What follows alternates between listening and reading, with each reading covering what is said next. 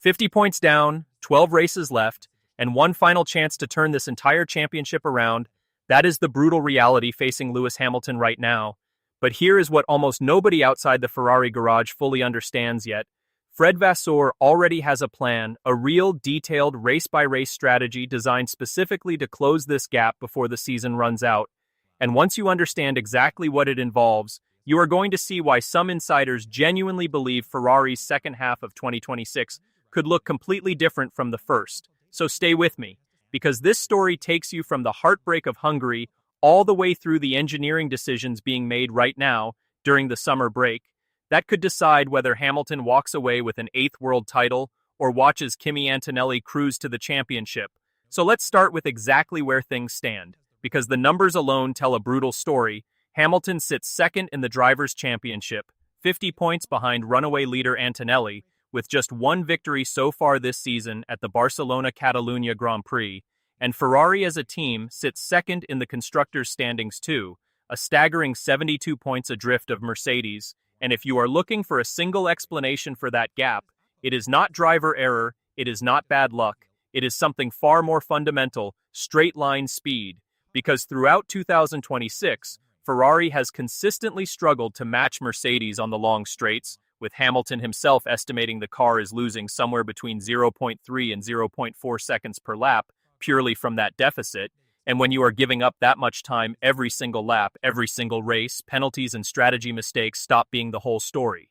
They become symptoms of a much bigger structural problem. The car simply is not fast enough in a straight line to consistently fight at the very front, and this is exactly where Vasseur's plan begins. Because rather than panicking or making a single dramatic high-risk gamble, Ferrari's approach has been built around something far more disciplined, a philosophy of constant incremental development, bringing small upgrades to the car at nearly every single race weekend, rather than saving everything for one or two massive package updates the way rivals like McLaren have done this season, and Vasseur has been remarkably direct about why this matters, explaining that the most important thing for Ferrari heading into the second half of the year is simply to, quote, keep the pace into the development, a phrase that sounds almost understated until you realize what it actually represents. A deliberate strategic bet that steady, continuous improvement will ultimately outperform sporadic, headline-grabbing upgrade packages, and Vasseur backed this philosophy up with hard evidence when reviewing Ferrari's season so far, revealing that the team essentially split its first half into two distinct stages, one before Hamilton's win in Barcelona, and one after, and in the 5 races since that victory, Ferrari has actually scored more points than any other team on the entire grid, a statistic that almost nobody outside hardcore F1 circles has picked up on, and that number alone should completely reframe how you think about Ferrari's season, because it is not a team in decline, it is a team that has quietly been building momentum in the background while headlines focused entirely on Hamilton's penalty troubles, and Vasseur explicitly acknowledged that this momentum needs to continue, saying plainly that there are still, in his words, quote, a lot of races remaining, and that Ferrari has, quote, room for improvement on the chassis, which brings us to the second and arguably most important pillar of this entire recovery plan, the engine. Because unlike aerodynamic parts, which can be developed, tested, and introduced relatively quickly, engine upgrades operate on a completely different timeline under Formula One's development regulations, and Vasseur has confirmed that Ferrari still has a further engine upgrade available to use before the season ends. A genuinely significant piece of information, because if that upgrade can meaningfully close the straight-line speed deficit that has been costing Hamilton so much time on every single lap, it does not just make Ferrari marginally faster, it fundamentally changes the entire competitive picture, turning races where Hamilton has been fighting purely on tire strategy and cornering ability into races where he can genuinely challenge for outright pace against Mercedes, and Vasseur was candid about the scale of this challenge too, acknowledging that the inertia involved in engine development is, quote, much higher than on the chassis, meaning these gains will not appear overnight, but the fact that this upgrade path still exists heading into the second half of the season is exactly the kind of detail that could quietly decide this championship. And it is not just about raw pace either, because Vasseur's recovery plan extends into race day strategy as well, and there is no better example of this than what happened during the Hungarian Grand Prix, a weekend that on the surface looked like an absolute disaster for Hamilton, picking up a three-place grid penalty after a qualifying incident with Oscar Piastri that dropped him from second all the way down to fifth on the grid. But behind the scenes, Ferrari had already prepared a specific tactical weapon for exactly this kind of scenario. A completely fresh, unused set of soft tires preserved deliberately during qualifying, giving Hamilton crucial additional flexibility for his recovery drive from further back on the grid than expected. And when Vasseur was asked about this decision afterward, he did not hide the intent behind it, saying with a smile, quote,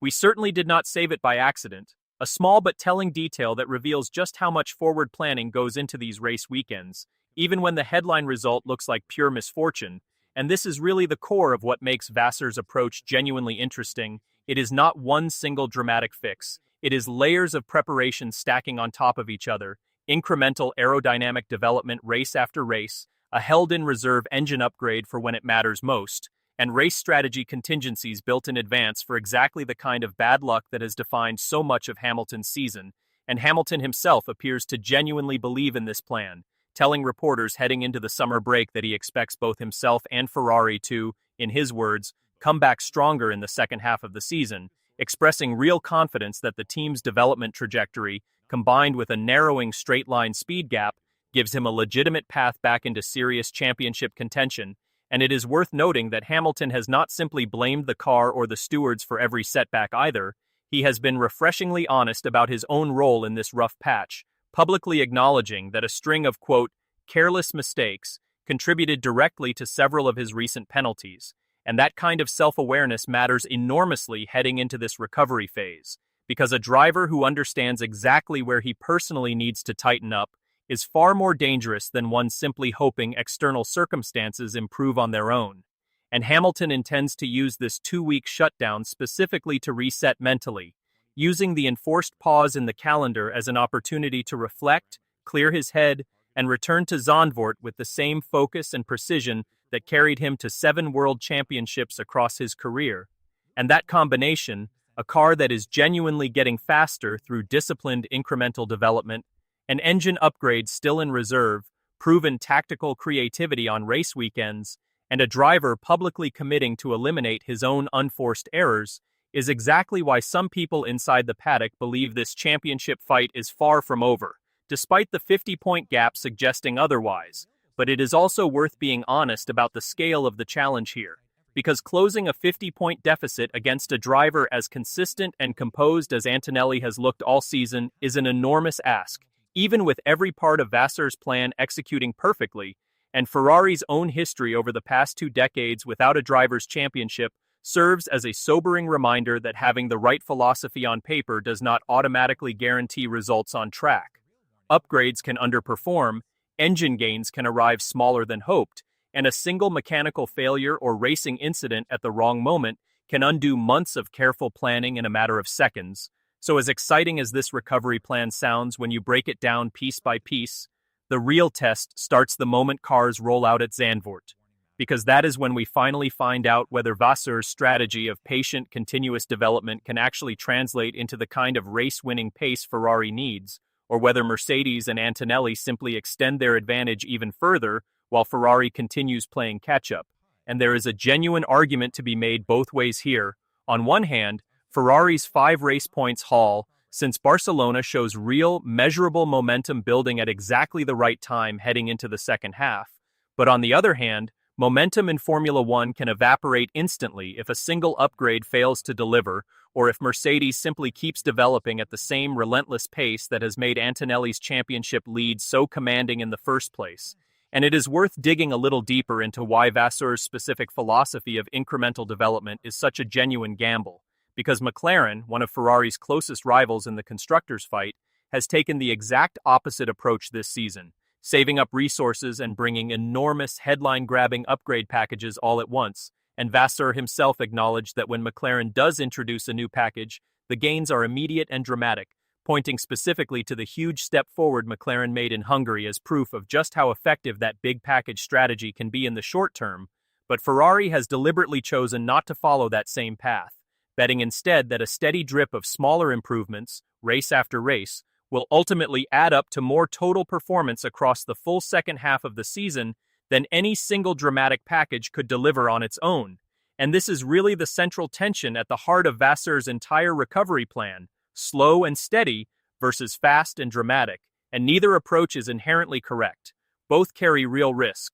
McLaren's big package strategy can deliver massive single-race gains, but leaves them vulnerable if that package underperforms or needs revising, while Ferrari's incremental approach spreads the risk out, but also means no single race weekend is likely to produce the kind of shock, headline-making leap in performance that instantly closes a large points gap. And that distinction matters enormously for Hamilton specifically, because a driver chasing a 50-point deficit does not just need the car to get faster, he needs it to get faster in a way that translates into actual race-winning results, rather than simply narrowing gaps that still leave him finishing second or third behind Antonelli. And this is exactly why the engine upgrade still held in reserve carries so much weight in this entire story, because unlike the steady aerodynamic improvements which tend to produce small, difficult-to-notice gains race by race, a genuine step forward on power unit performance has the potential to be exactly the kind of visible, race-changing moment that Ferrari's incremental philosophy has been missing so far,